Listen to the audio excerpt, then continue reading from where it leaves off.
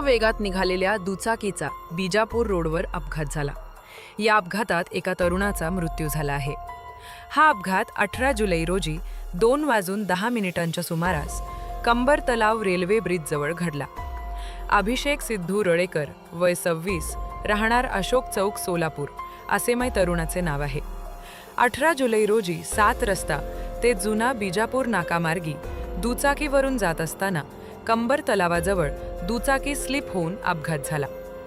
अपघातानंतर मित्राने तात्काळ त्याला सोलापुरातील श्री छत्रपती शिवाजी महाराज सर्वोपचार रुग्णालयात दाखल केले, मात्र उपचारादरम्यान त्याचा मृत्यू झाला। मृत्यूची बातमी समजताच नातेवाईकांमध्ये मोठा आक्रोश पाहायला मिळाला।